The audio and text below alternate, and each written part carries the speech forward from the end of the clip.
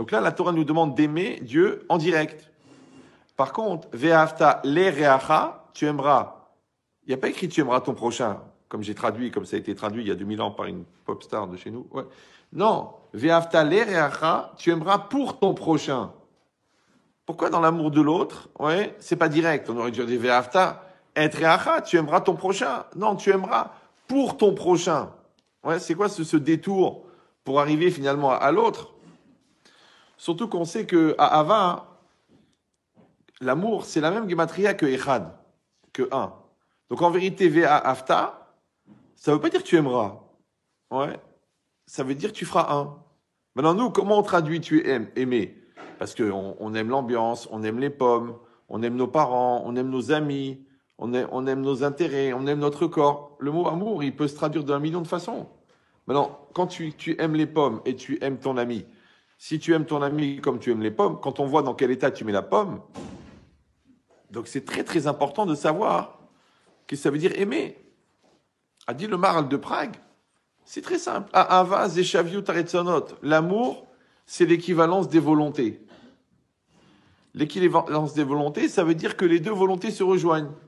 Bon, les goïms, ils disent être sur la même longueur d'onde.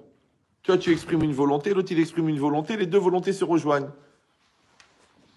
C'est comme les deux téléphones, ils sont sur le même Wi-Fi. D'accord? Quand vous allumez un, paf, l'autre, il reçoit les messages de l'autre. C'est pareil, toi, tu penses à quelque chose, ton mari, hop, il t'appelle. Oui. Toi, tu as un souci, d'un seul coup, tu vois ton fils. Ça veut dire que on est sur le même réseau. On reçoit les mêmes éléments. Pourquoi? Parce qu'on fait un.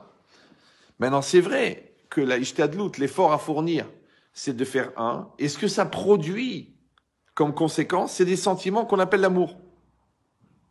Vous voyez ce que je veux dire ou non? Maintenant, si vous allez dire, bon, alors, du coup, ça change rien, parce qu'on fait un et on s'aime, ou alors on s'aime et on fait un, c'est la même chose. Non, ça change complètement la chronologie. Parce que quand on aime quelqu'un avant de faire un, enfin, quand on aime quelqu'un sans faire un avec la personne, c'est-à-dire qu'en vérité, on ne peut pas aimer quelqu'un sans faire un, puisque quand on aime quelqu'un sans faire un, c'est qu'on n'aime pas la personne, puisqu'on ne la connaît pas. Donc, on s'aime soi-même. Vous me suivez ou... C'est-à-dire qu'on s'aime en présence de l'autre. Or, la proposition, elle est très simple. Je ne sais pas si vous parlez français, mais je t'aime, ça s'écrit en trois. Je, c'est moi, t'es, c'est toi, et aimer, c'est le lien. Donc, il y a deux éléments, trois principes, un principe et deux éléments. Maintenant, ce principe-là, c'est qu'il faut réussir à faire rentrer le toi, comme le jeu et le toi. Dans les trois quarts des gens, je ne le prenez pas mal, hein. De toute façon, je ne viens pas souvent, donc vous n'aurez pas trop... C'est qu'en vérité, les trois quarts des gens, quand ils disent « je t'aime », en vérité, ça veut dire « je t'aime » parce que quand tu me dis que tu m'aimes, tu me confortes dans l'idée que j'ai raison de m'aimer. La preuve, même toi, tu m'aimes. Vous me suivez ou...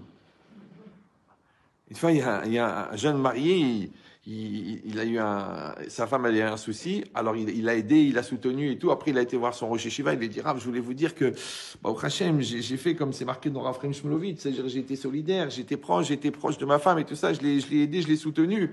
Alors le Rav, il a dit, ah, je suis content de savoir que tu sais compter jusqu'à 2.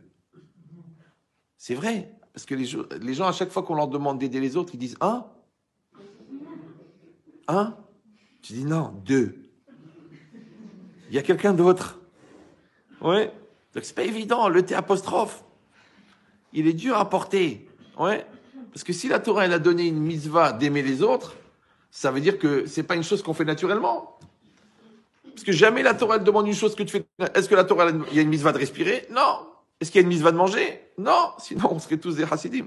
D'accord? Est-ce qu'il y a une mitzvah d'aller aux toilettes? Non. Parce que c'est naturel. Donc en vérité, jamais la Torah elle demande quelque chose de naturel. Maintenant, si tu comprends que aller au mikvé ou mettre les téfilines, c'est pas quelque chose de naturel, donc aimer, c'est pas naturel. Mais suivez ou non? Je dis, mais non, c'est les sentiments, c'est la passion, c'est... Ouh, tu as trop vu de feuilleton, toi. Non, aimer, c'est faire un. Aimer, c'est faire un. Donc quand tu fais un avec la personne, d'accord, à ce moment-là, il se crée une vibration qui s'appelle l'amour. Mais si tu as commencé d'abord par aimer la personne, mais tu aimes quoi? Tu la connais pas. Qui tu sais qui il est, qui elle est? Je vois les gens, trop guichottes. Oh, je suis amoureux. Mais t'es amoureux de quoi? T'es amoureux de voir que quelqu'un, il s'intéresse à toi? T'es amoureux de pouvoir t'enfuir de chez tes parents. C'est pas de l'amour, ça. Non, amoureux, ça veut dire que plus tu connais la personne, et plus tu connais, plus tu fais un avec la personne. Alors à ce moment-là, il se crée une vibration qui s'appelle l'amour. Et si vous allez dire, bon, quand même, c'est un petit peu tiré par les cheveux, pas tellement, parce que le Chazon Ish, il dit, Machem korim ahava anachnu korim karet. C'est violent, hein? Ce que eux, ils appellent dans la rue l'amour, nous, on appelle ça chayav karet. Alors, je vais traduire quand même, parce qu'il y a des gens qui pourraient mal le prendre. Ouais. C'est quoi karet? Karet, c'est la punition la plus grave. D'accord? Et karet, ça veut dire koret, qui est coupé, qui est séparé, qui est séparé du lien. Parce qu'en fait, une personne, quand elle est vivante, elle a son corps, et à l'intérieur, il y a la neshama. La neshama, elle sort du corps, elle traverse les 7 cieux, il dit le Nefesh HaChaim, elle traverse les 10 sphirotes, et elle arrive à la racine des neshamot, qui est en dessous du trône céleste, du Kisei HaKavod. Quand Chas Veshalom, quelqu'un, il est chayav karet, ça veut dire que ce lien est coupé. C'est comme si on se balade avec un fil. D'accord? Maintenant, quand on prie, par où il passe notre prière? Par là. Ouais. Quand on rêve, par où il passe la neshama? Par là. Quand elle revient, elle passe par là. Donc, Chas Veshalom, quand quelqu'un a coupé ça, ça veut dire qu'il devient, c'est comme un ballon rempli d'hélium, tu le coupes, il part. Ça s'appelle une neshama perdue par Olamazé. C'est c'est pour ça que c'est grave, Karet. Ouais, c'est très grave.